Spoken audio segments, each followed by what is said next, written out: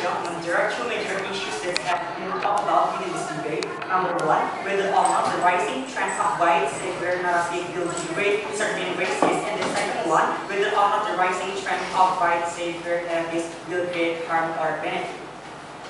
The government side of the House said that yes, it will create such a degradation towards certain race, and it will create such a bad impact because the white one will be perceived as higher, capable, creative, and so on and so forth. While the Asian African will be perceived less capable, weak, and so on and so forth. The government also said that this is not the form of self-empowerment. As the closing oppositions, what we want to say regarding the case that has approached, that's the portrayal about Hollywood films in the past. But in the current status quo, Hollywood films has already changed. That's the exclusive contribution coming from the closing oppositions on how the Hollywood films is doing such a different approach regarding the film that they produce, ladies and gentlemen. In the current status quo, Hollywood is totally different. Hero, it's not the merely spotlight within a movie, ladies and gentlemen.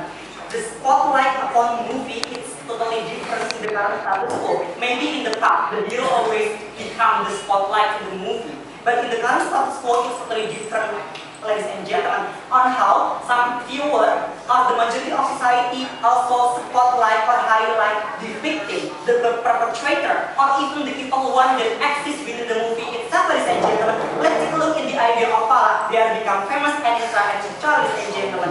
As the conclusions, the hero is not becoming the spotlight, ladies and gentlemen. I would like to talk more about it in my case. Sir, no time. The case quite general because they didn't give us clear evidence about the movie itself. Even if they have broached one or two movies, but I quite don't get it. Let's take a look in the idea 12 years of slave that has been broached by the opening opposition. But I'm sure I'll make such a difference. In the 12 years a slave, African American played top part in which Lupita Nyong'o. Yes, it's true that Lupita Nyong'o, she was portrayed as a victim. She was hit, she enforced to work hard, and often the white one helps the existence of Lupita Nyong'o so that they are able to be hero. But we need to take note that the portrayal is not merely that Lupita Nyong'o is not capable to, is always rely on the white one. But we have to understand that Lupita Nyong'o also be able because her effort, because he commits to the family, they hide, they do such, they arrange meet-up and etc. Ladies and gentlemen, the portrayals now is totally different. Moreover, with the fact that in the current status quo, maybe the viewers not spotlight the existence of the victim, but they are exposed. They are being exposed by the movie criticism, ladies and gentlemen, the movie reviewers, and etc. Ladies and gentlemen, we think the idea of film is not merely actor, movie, the value, but also the movie viewers. We have to put this kind of movie viewers to be taught within this debate, ladies and gentlemen. Movie viewers often expose the whole actors, include the victim one, include Lupita Nyong'o, on how the movie viewers also give such a good score toward the existence of Lupita Nyong'o, although she has become a victim. She has not become a hero as ladies and gentlemen. Maybe the viewer, maybe the viewer perceives that Lupita Nyong'o is less capable, but it's totally different with the view coming from the movie reviewers. Yes. 12 Years of Slave is not even a white savior narrative where all black people plays a big role. It is the movie that we are defending and we want that kind of movie.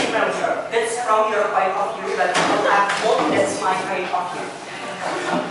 We think the spotlight in terms of what is totally different. That's the first case, ladies and gentlemen. Does this not even create such a less valuable, this degrade certain race or not? Because they are perceived valuable, we have a good thing and so. Second one, whether the rise in the trend of white savior narrative create bad or good. We say that this is to limit the possibility to tackle prejudice. What Hollywood is supposed to do, they have to break prejudice itself. Hollywood does not have interest to harm certain races. We must prove to us why there is intention or interest to create such a prejudice itself, ladies and gentlemen. The existence of Hollywood on how they create such a good movie, on how they recruit actor or actress